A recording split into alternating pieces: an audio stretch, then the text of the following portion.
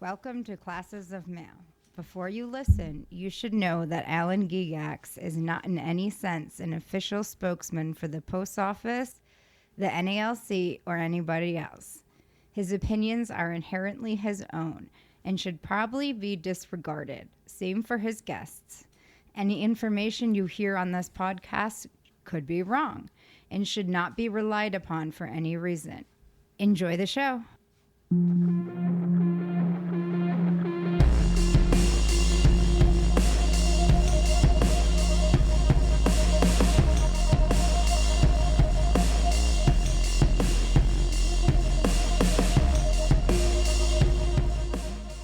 Hey everybody, welcome to another episode of Classes of Mail.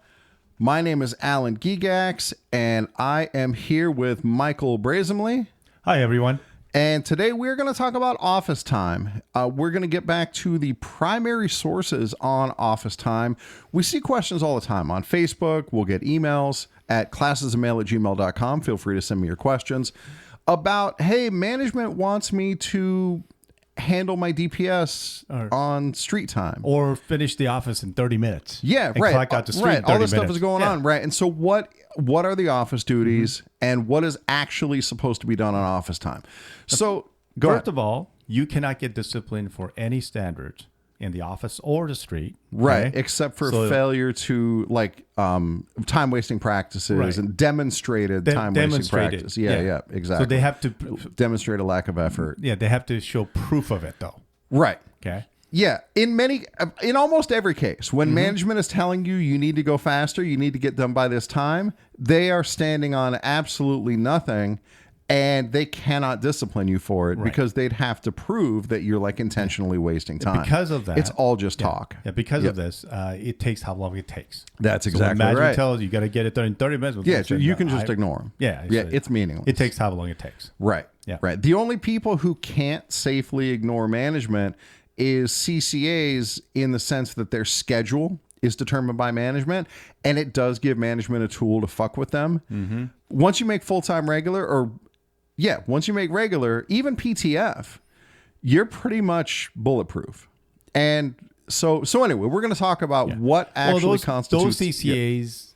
Technically, if they're still on probation, you just kind of follow whatever they say. Yeah, just kind of keep your head down. And then for those CCAs, hey, I was just following what my supervisor told me to do. And if someone gets fails, it's on the supervisor. This is what my supervisor Right, told the me. risk Use that as an excuse. CCAs have, and I feel like our union needs to be more proactive in this regard. Is no, management can't discipline a CCA, not rightly discipline a CCA for taking an hour and a half when management thought it should take an hour. There's no way that discipline would stand. But what management can do is cut your hours. They can send you off to another station within your installation. And for steward, they can still file a grievance for unequal treatment. Yeah, it's tough to win, but I'd still file that grievance, because hey, I want you on record of saying we're not treating them unfairly. It's just a coincidence. Yeah. Well, then great. Let's get back to the status quo. Always take pictures of your schedule. Yeah, exactly. That way you have proof, because you'll see people who's not scheduled coming in. Yeah. But then you're the one who's supposed to come in, but they cut your hours, but not theirs. Right, exactly. So that's how you prove things. Yeah, no doubt.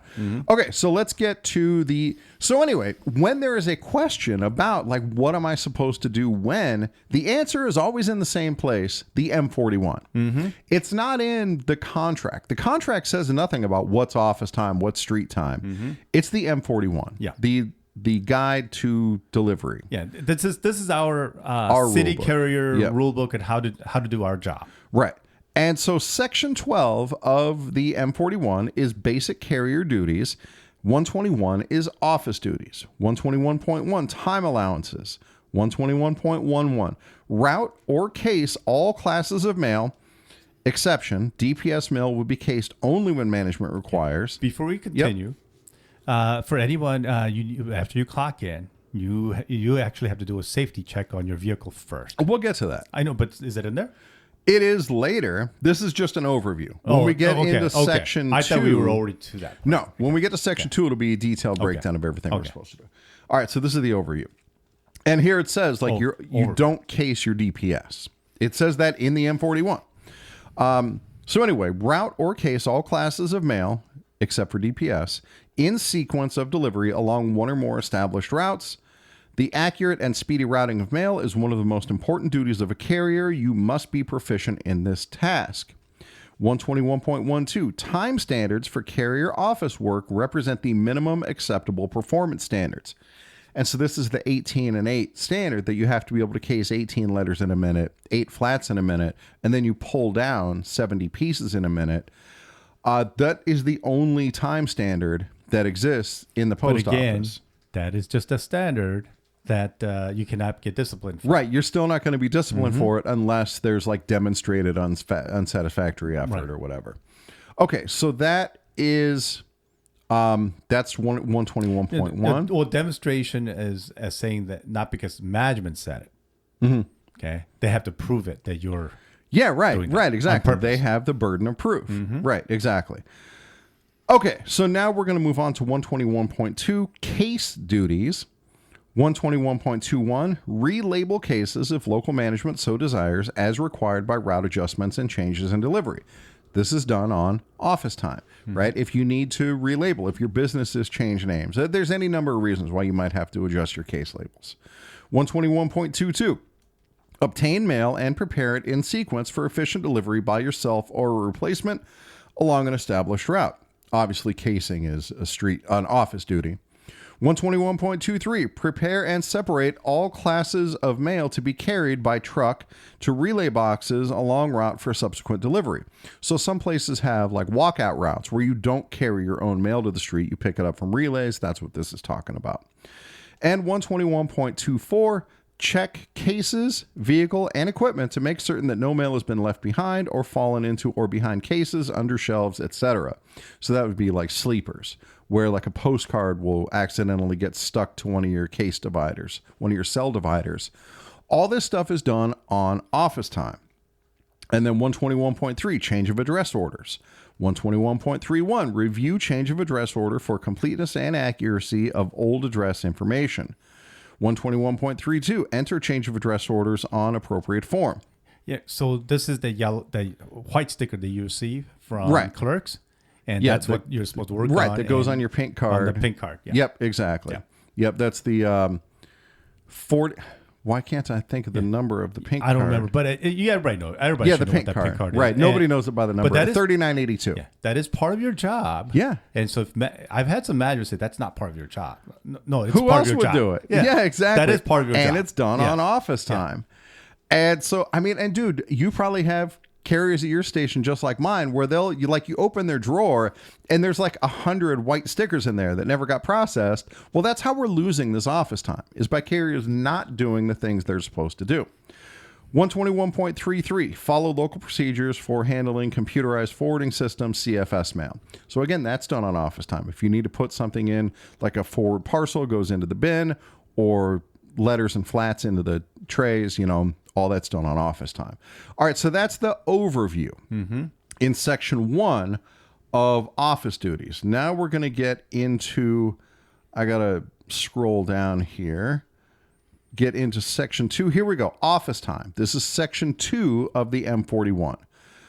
21, time cards. We're not going to read much into the time cards because it's all changed. Yeah, it's either since then it's on the scanner. Well, it's on the scanner for us. Other cities might still use time cards. I doubt it. I'd be surprised to learn it. But anyway, clocking in, right? Getting your scanner, setting it up, clocking in. That's all done on office time. So that's section 21 is clocking in. Yeah.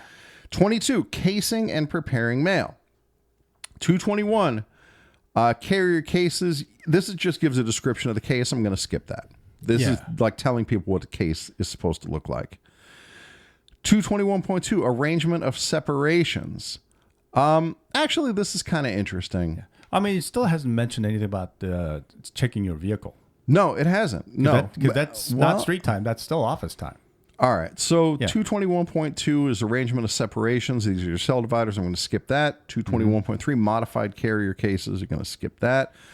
Letter separations. We're going to skip that. Identifying relays. All right, so we skip. We get down to 223, pre-casing procedures, right? These are the things that you're supposed to do on office time. 223.1, letter size mail. 223.11, withdraw letter mail from city distribution cases unless mail has already been placed on carrier's case ledge by a mail handler or clerk. Yeah. How many times do you get all the mail when you show up to work? Oh, never. Unless it's route inspection. Then it's all sitting there waiting for you. Yeah. Dude, that was another... All right. I don't want to digress too much. 223.12. Place letter mail on carrier case ledge with stamps down facing to the right side of the ledge. You know, that really goes back to when we had like whole trays of letters to case, so don't worry about that. 223.13. Obtain mail from tray cart or hamper when mail is so provided. 223.14. If mail is received in bundles, open the bundles and place mail on ledge. Deposit facing slips and twine in waste receptacles. So this is where, like, during an 1838 route observation, that's what they talk about for unstrapping time. Where, you know, when I get my letters out of my hot case in the morning, there's a clump of them that's rubber banded, and it has a tray tag that indicates my route on it. And so throwing away the tray tag, taking off the rubber band, that's all built in time. And on the 1838, that's going to be at least 1 minute of that time. And so this is where all this office time comes from. It comes out of our duties in the M-41. Now, here's the thing is those straps, okay? Mm-hmm. If management has never provided you something like a scissors or something to cut the strap, mm-hmm. then take all of the time you need. I never use scissors. Okay? I'd peel them apart and just break the straps that way. Yeah, because I'm a man's man. Mm-hmm. So, but I do it with my teeth. Yeah, again, that's probably takes a little bit longer than using a scissors. Right, whatever it is takes time. Right, exactly. 223.15. Keep first class separate from periodicals, but make no attempt to separate them if they're mixed. That doesn't really come up anymore. No. 223.16 is about expedited preferential mail. That's not worth getting into right now. All right, 223.2. Magazines, papers, and other flat mail. 223.21. Withdraw magazines, papers, and other flat mail from flat cases and place neatly in basket or on floor at case when they are not at carrier case upon reporting. Don't obstruct aisle space or create a tripping hazard. Now, here's the funny part. Like my station, you can go and get the flat case, and then you can get the letter case also. But this is when you get the flats first. Then do the letters later? Mentioned letters first. Okay. Letters was 222 or 223.1. Mm-hmm. Flats are 223.2. Okay. But this is still just the withdrawal of mail. You're just withdrawing the mail. Right. Because collecting all the mail. Management will say, I want you to case letters first, or I want you to case flats first. And is that in the M-41? Which one you have to actually case first? Well, we're going to find out. Right? That's why we read this stuff. Mm-hmm. Okay. 223.22. If flats for your route are received in sacks, remove the flats promptly and stack neatly on the floor or in hampers when provided. Examine sacks after dumping to ensure that sacks are empty. Place empty sacks in the designated receptacle after removing sack labels. Those are the days, man. No, we still get them. We're about I don't get get sacks. Oh, no, you'll get them this summer. Of what? Election time. Oh, maybe. You get some election stuff in the sacks. Yeah, you might be right. Yeah. All right. That's fair. Okay. 224, casing letter-sized mail. So the casing of letters does come first in the M-41, but we'll see. Does it say that you have to case them first? I don't think it does. No, I think it also mentions pyramid. So 224.1. I don't think it does say pyramid. That's in there. Well, all right. We'll see. Learning carrier line of travel. 224.11. Now, this is key if you are a CCA, if you're a T6 with a bunch of different routes, or if you're new to the route in any way. This is in the M-41. This is agreed to by management. 224.11. Study for a few minutes the streets and numbers in the order the route is served, from the left side of the lowest shelf of letter separations to the right side of the top shelf. 224.12. Yeah. So that means management is supposed to give you time to learn. Yeah, that you're going to stand there, route. Yeah. not even touching the mail yet. Yeah. You're just going to be staring at the case for a few minutes. Mm-hmm. That is absolutely built in. Yep. 224.12. Memorize the line of travel for the first 2 rows. 3 rows if the case is a simple one. Yeah. Memorize the line of travel by using blocks instead of numbers. Which I'm not that smart to memorize all of it. 224.13. Determine if the street is looped or crisscrossed. And it has a chart in here. Basically, like if it's a walking route, how do the loops run? This is all before you even touch the mail. And then here, this is key. This is the whole thing. 224.14. After 5 or 10 minutes of study, 5 or 10 minutes. Right. With the delivery pattern fixed in mind, sort the mail for the rows learned and separate the balance on the case ledge by street or blocks, each street or block in a separate pile. All of this is before the mail ever goes in the case. So for all those CCAs, PTFs, or VRs that are new T6, new carrier on the route, you have that time. So when management says, no, you don't have that time, it's in our M-41 that it is. That's exactly right. Yeah. Management will absolutely try to deny you your ability to learn the route. And here it is in the M-41. So that section goes on for a little bit longer, just offering suggestions on how to approach your first time on a route. If you're new to routes, I recommend you come back and read this. But again, this is all valid office time. Right. All right, 224.2, coordinating eyes and hands. This is about the physical technique of casing. I'm going to go ahead and skip that. Casing 225, casing magazines, papers, flats, etc. We use the vertical flat casing system, which isn't even in the M-41, which is kind of crazy. All right, so we're gonna go over that. What do you mean vertical? So we'll get into it briefly. Okay. All right. So there are multiple casing methods. When we started getting DPS, there were different casing methods that were tried out. There were different casing methods when we had a ton of letters that we had to case. There was the 2-bundle system, where first you would case in all your letters, and then you'd pull those down. That'd be 1 bundle. That bundle is now our DPS. Then you would case all your flats. You'd pull that down. That would be a 2nd bundle. That is the 2-bundle system. Then there was the modified 2-bundle system. The modified 1-bundle system, where you put the letters and flats in together. But there's something about the way they're pulled, because it used to be that like flats weren't separated down to the address. Flats were separated like to the block level, and then you'd make final sortation of your flats when you were out on the street. So as you can see, there was no revision with the DPS getting separated for you already. So there are some references in here to DPS. This is post DPS, right? But the moral of the story is there is a lot of old stuff in here, but nothing in here has been superseded, right? Except that what we wound up settling on is the vertical flat casing system, which you put in the flats vertically, in those thin cells. That's not even in here. And this is the latest M-41. All right. But regardless, dude. So moving on.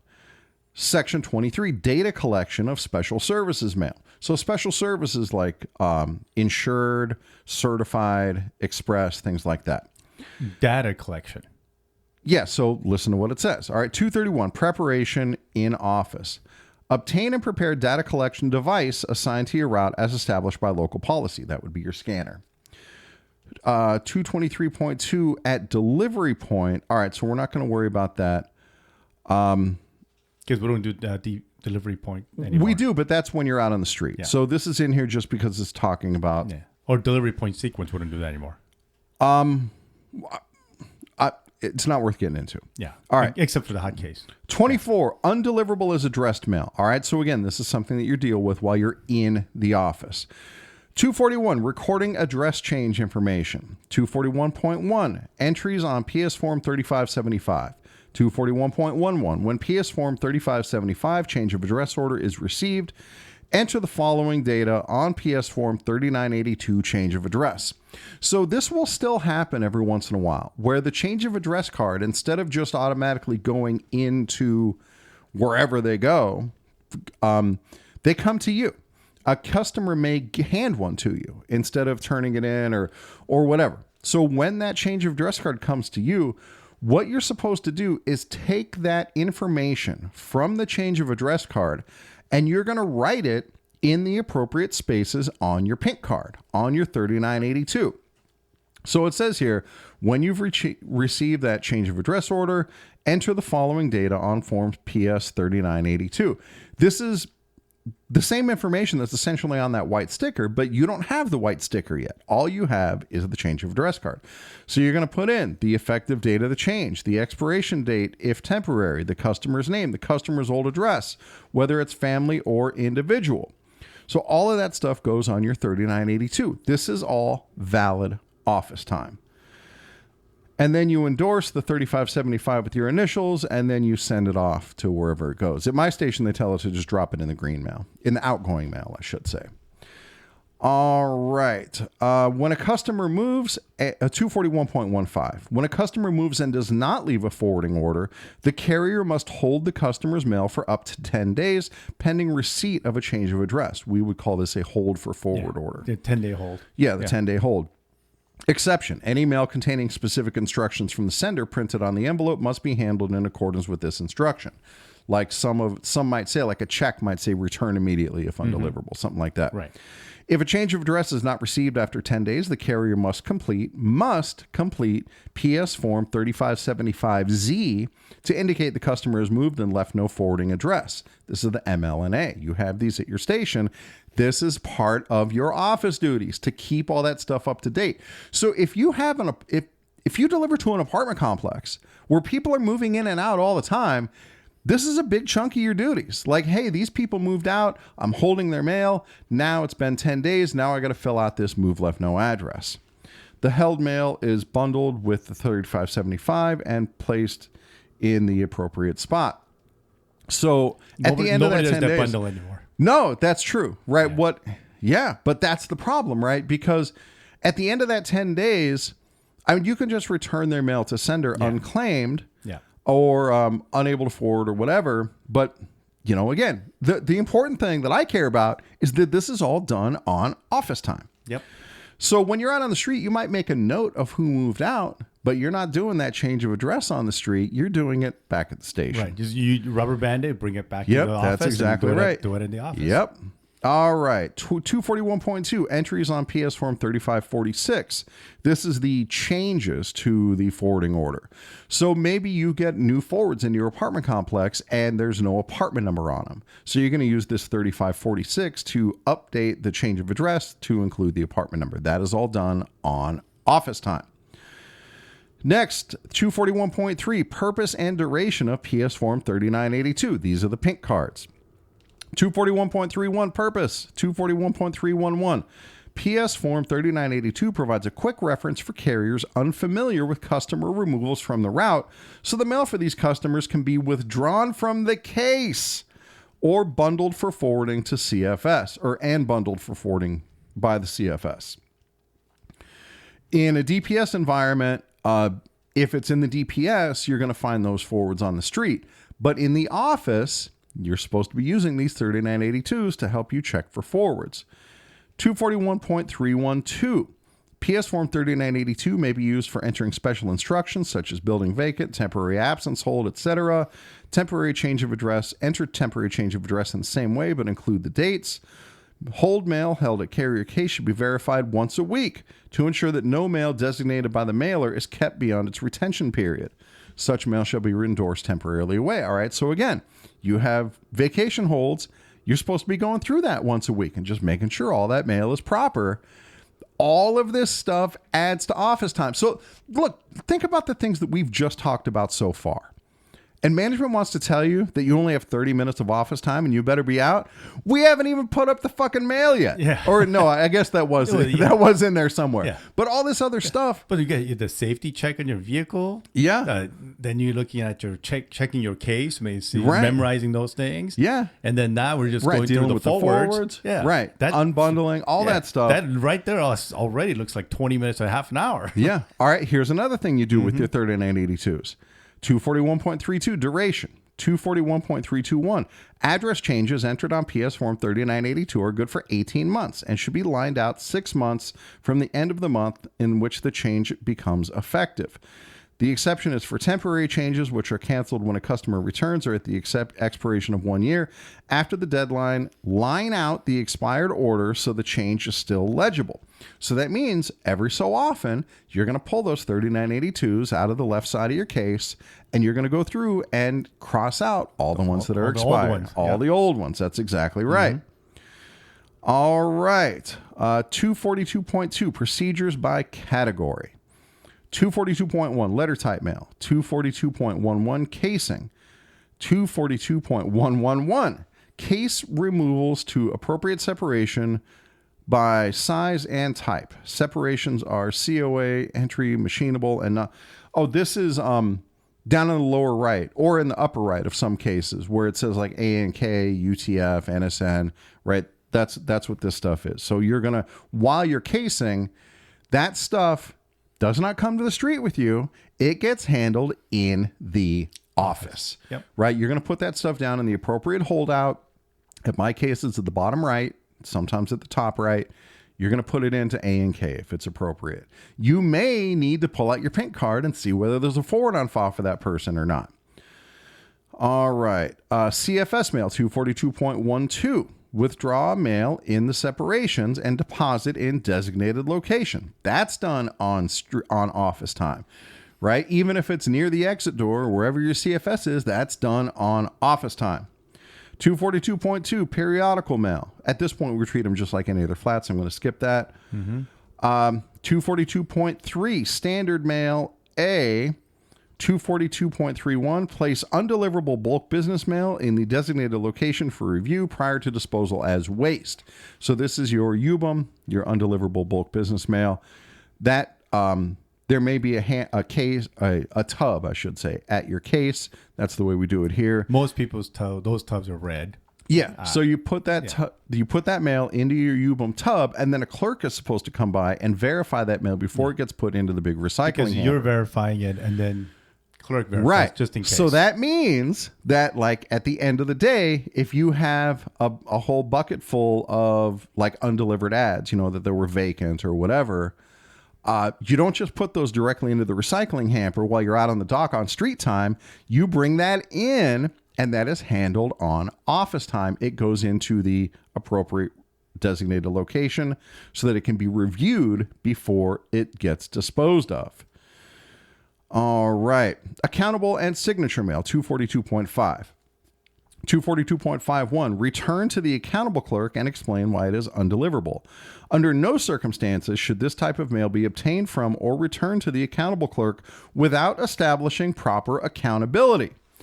Now, at my station, they do not abide by this. We grab our own keys in the morning. Oh, our national doesn't abide by this because we get the the certified in the DPS. In the DPS, yeah, that's right. That's an accountable mail.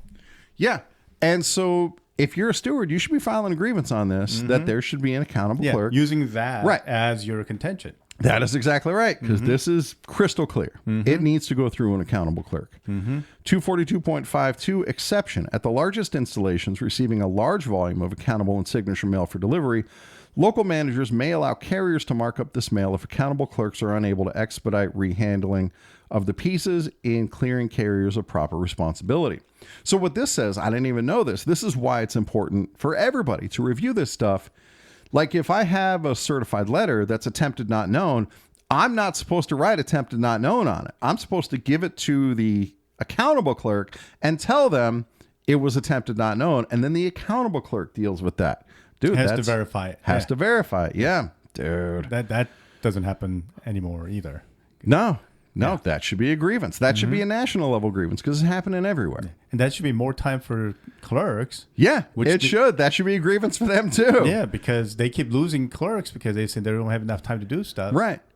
And again, all this office time, the 30 minutes is absolute nonsense. All right, 242.6, other undeliverable mail.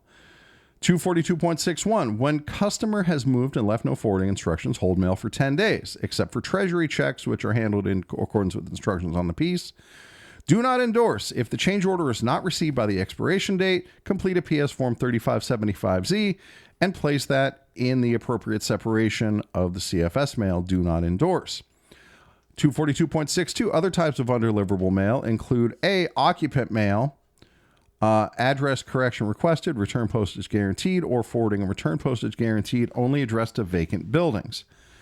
B, mail addressed to customers who are temporarily away and retention period for hold mail has expired. C, mail addressed to customers who are deceased and mail is not properly deliverable to another person. We've gone over deceased mail before.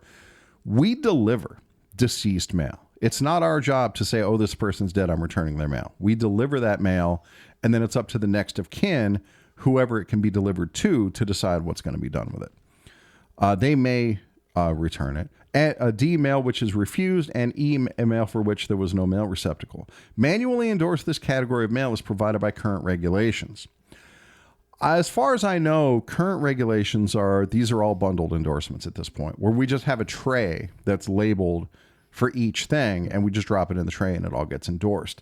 But deceased mail still has to be hand endorsed. But dude, if I'm looking to nickel and dime office time, I'll hand endorse my vacants. I'll hand endorse my refused mail on each piece, right? Refused on each refused piece, because this is what's in the M-41. So it has not changed. When they say endorse, your initials? No, they mean you write the reason. Right. You're writing the reason on it. Yeah, that's a fair point. Yeah. Right. So, and you hand endorse no mail I've had receptacle. managers told me to not write anything on the mail. Yeah, well, they're wrong. Exactly. Right? And that's the point, right? This is what gives us the upper hand over management here on classes of mail. Because you know that we get, for a lot of carriers who's been delivering for a while, you get a lot of A and K mail. That's the majority of the Oh yeah, absolutely. Mail. Yeah, And because there's mail that you'll get stuff that was 5 years old, 10 years old. With somebody and like, gosh, I haven't even seen this name before, Yep. And so you got to do the A and K, Right. but how are you going to keep that at track? That's a great question. That's why you write that on the. Yeah, sure. On the mail. 242.63 goes over the other types of undeliverable mail, such as attempted not known, no such number, insufficient address. Those you can just drop into the appropriate tray. All right, 243, disposition of forwardable and undeliverable mail, carrier throwback case. Undeliverable mail is addressed is disposed of according to the separations of the carrier throwback case. So it used to be that on the throwback case, where you put like the pieces that aren't for your route, there would be a place for individual endorsed mail, bundled endorsed mail. Now that's all handled in the trays that go through the PAR system. So that's a little bit different now. But handling this stuff, right? The takeaway here is that this is all done on office time. Office time. Different types of this mail include A, missorts, B, loop mail. Loop mail is mail that's incorrectly barcoded or discovered at a destination for which it is not addressed. So you're here in Las Vegas, you get a piece of mail that's going to Hawaii, that's loop mail. That all gets handled through the throwback case. Box mail, mail received at the carrier's case that belongs to the post office box section, and so on. So anyway, all that stuff gets handled in the office. All right. 244, PS Form 1564B, order to box section or other special orders. So this is something that should be in your binder that's underneath your case, and there'll be this form, 1564B. And the purpose of that form, well, let's read it. 244.1 purpose. This form is used to record customers' request to deliver his or mail to a lockbox or to record special orders concerning the handling of his or her mail, e.g., customer will call for his or her mail on the first trip. So, dude, the whole idea of calling for your mail, like, that's way outdated. But if you have a customer who doesn't want you to walk across their lawn, or if you have a customer who wants you to make sure you push the mail all the way to the back or anything like that, that's all supposed to be on this 1564B. This is done on office time. It's something that you should review from time to time. And if you're a sub on the route, you should review it. Like if you're a T6, you could review that every time you're on the route to see if there's any changes to the 1564B. These entries are alive until canceled. The 1-year time limit does not apply. Next, PS Form 3546, notice to change forwarding order. We've already gone over what that is, right? Yeah. And so again, this is something that's done on office time. Section 25, carrier's route book, instructions and report. This goes in depth a little bit into what you might do with your route book. But again, we can do that in another episode. Yeah, right. I'm not going to get into that in detail. I just want to reiterate, if you make any of these changes, any of that stuff, that's all done on office time, which once again puts the lie to the 30-minute bullshit that management tries to tell you. All right. They also have an example of a 1564A in here, which is the delivery instructions for your route that say like, your designated line of travel to and from the route, where you're supposed to take your lunch and breaks, things like that. Same with dock cards too. Right. Let's see. Delivery management report and edit book. I'm not going to worry about that for now. 26, accountable items. 261, accountability procedure. 261.1, acquiring accountable items. 261.11. Accountable items are keys, postage due, customs duty, and special services mail. Dude, that does include certified mail. I really feel like there's a valid grievance in here. Yeah. And we know that grievance has been won many times. Other branches have won that. Yeah. It's just a matter of which branch has found that grievance. Yep. 261.12. Generally, carriers are required to call at the finance cage for accountable items. They may be called in groups of route numbers or by passing a paddle. At some offices, the items are delivered to the carrier at his or her case. So one other thing I want to go through from here is it lists what items are accountable. Keys, postage due, customs duty, and special services mail. What is not listed on here is the gas card. That is not an accountable item that you would have to sign for. Your station may come up with a system of keeping track. Your supervisor can keep track of who they gave it to. That's not a problem, but you don't have to sign for it. All right. Receiving accountable items. I'm not going to go over these details about how you're supposed to receive them. The important thing is it's supposed to be done through an accountables clerk. Guess what, guys?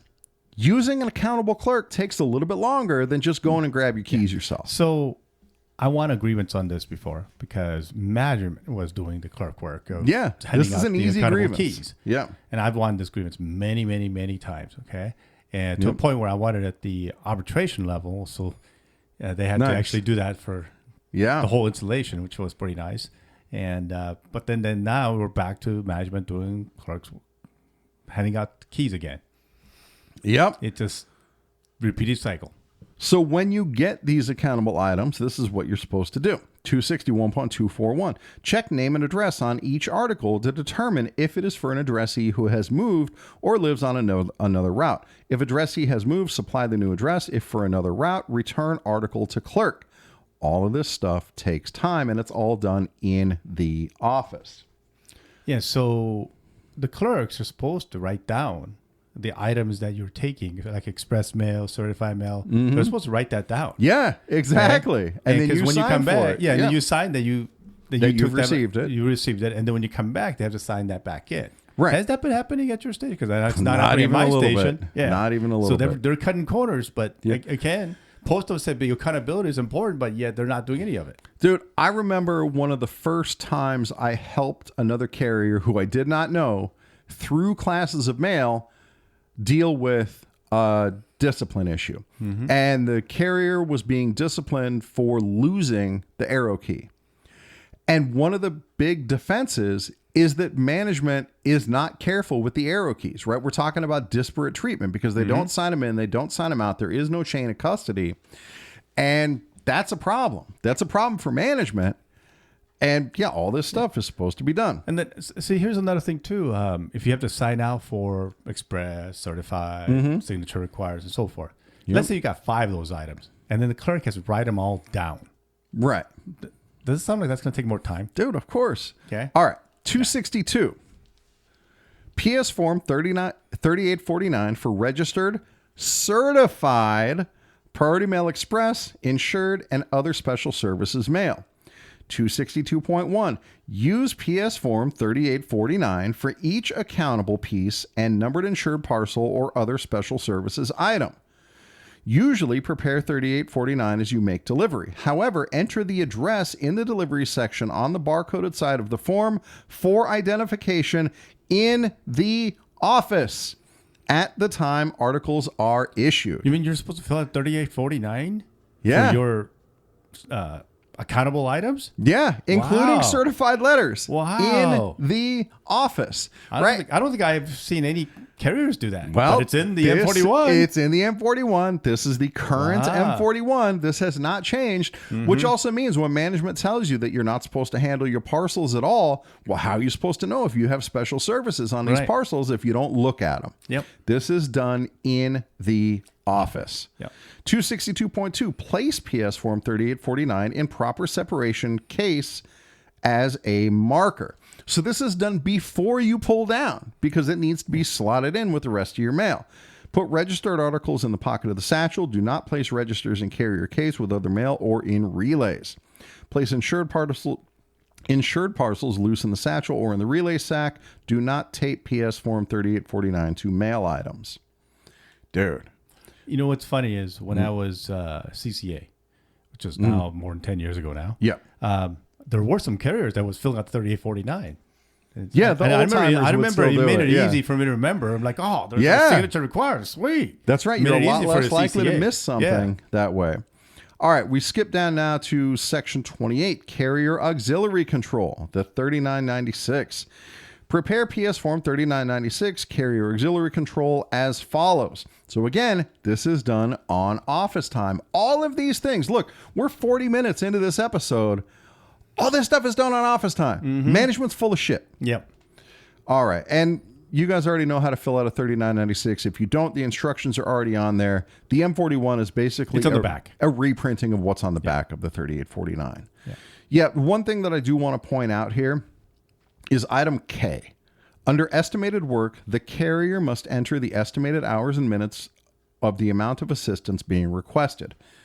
The carrier fills that out. Yes. You will get in some stations, this went on a long time at my station till I made a stink about it, where management, like when they're splitting a route and they're giving a portion away as auxiliary assistance, management is putting in the times in box K. That is not okay. It is not management's job to estimate that work. That is a carrier's job. So when you're splitting a route, saying that you have to drop an hour or whatever, you're supposed to fill out the 96 for that person that's going to. Right. And and then management is supposed to sign yes or no on it and who it's going to. So when you know that, hey, I'm dropping in an hour, you know what the hour is, but management sometimes will change and say it's only 30 minutes. Yeah. Okay. And that's why you got to fill it out on your own. Dude, it happens. This is what drew me to it at my station is that like managements were splitting routes into 3 hour-and-a-half pieces. That's only 4.5 hours of street time. Like, where are they getting these numbers from? That is clearly not correct. And then they try to lean on people. Oh, that was only an hour and a half. How come it took you 2.5 hours? Because you gave me a third of the route. That's why. And your estimate was obviously way off. All right. The final thing, 29, before leaving for route, 291, withdrawal of mail. Withdraw preferential mail from final case when leaving office on each trip. This would be like from your hot case. You're going to take that last little bit out. This mail is to be routed in delivery sequence as deliveries are made. DPS mail will be withdrawn in accordance with local procedures. So the M-41 doesn't weigh in either way on whether your DPS is handled in the office or on the street. Do whatever management tells you on that, except like you've got these certified letters. How are you supposed to do that?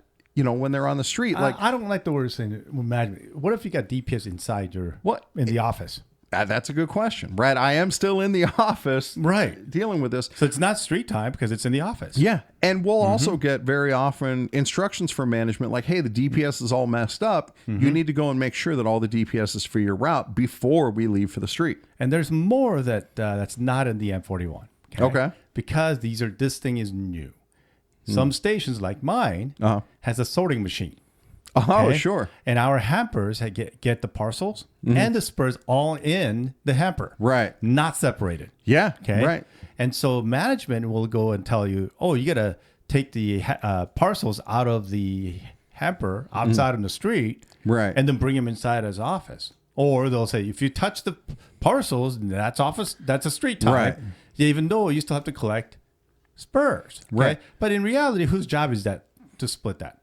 I don't know. It's actually clerks. We're supposed to receive the mail separately. Right, because the spurs are caseable. Right. And the section that we read through didn't get into that. Right. But yeah, casing your spurs, that's also office time. Right. And that should be done before you pull down. And you're supposed to receive that from the clerk. Yeah. Or if they're in your hamper, you got to dig through your hamper to get those spurs. How else are you supposed to do it? Because in reality, it says you got to do everything in the office before you go on the street. Yeah.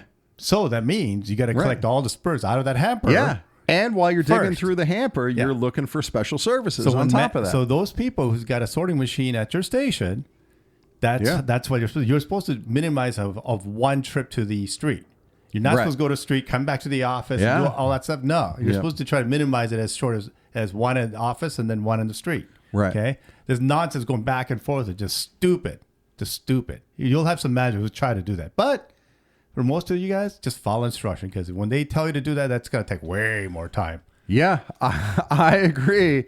Right. And that's so the moral of the story here, the law is on your side, right? Management can say, oh, you only earned 45 minutes of office time today. They can say that all they want. It doesn't mean anything. And all this shit that we just went through, that's why they can't discipline you for this, because they would have to prove what it is that you're doing wrong. And they can't do that. Yeah. Because they can't watch you for hour and a half, 2 hours while you're in the office. Right. They can't just sit there and watch you, because that's called harassment. Okay. Yeah. Unless they want to do it 1838 to count you. Oh, I wonder. Maybe they're using that. Right. $39.99 on the street and so forth. But anyway, or they have the observation too. They have an observation they have the to right watch to do you. that. Yeah. Okay. But again, they do it too many times. Now it's harassment, right? Agreed. Right. And so that's why you follow all these rules and what's in place. There's some stuff that's missing. Like I know there is. Going to the bathroom. Yeah. That's office time. Right. Checking the stuff that's posted in the break room. Yeah, in the union board. Yeah. Right. That's done on office time. That's part of the office time. Going to the locker room to get your coat or to fill up your water or whatever. Or ice machine to get some ice. That's office time. Right. These are exactly. all office time. Yeah. The things that you do every day that in the office, that's office time. Right. Okay. So like, the one where it says they're cutting times on things. Well, they're cutting down on office and the street time. So when they do a route eval, make sure they don't take out something that you do every day. Valid office time. Yeah, that's right. Because you're doing it every day. Yep. Okay. That's it. And so when you ask for, say, hey, I need to know where all your notes was and how you were taking these times like during out, route inspection? doing a route eval. Right. Make sure that they're not taking away your time on something you do things every that are valid. day. Yep, that's exactly right. Yeah, if you check your pink cards one day and they try to disallow that time, that's bullshit. Right. Yep. Because you're allowed to do that. Exactly. So there's a lot of things you can do. As you can see, we went through it that there is no way you can do this in 30 minutes. That's exactly right. If you're doing the job correctly, this stuff takes time. Yeah. All right, Michael, thank you very much for coming over. And guys, listeners, thank you very much for listening in. And that'll do us for today. We will catch you all next time.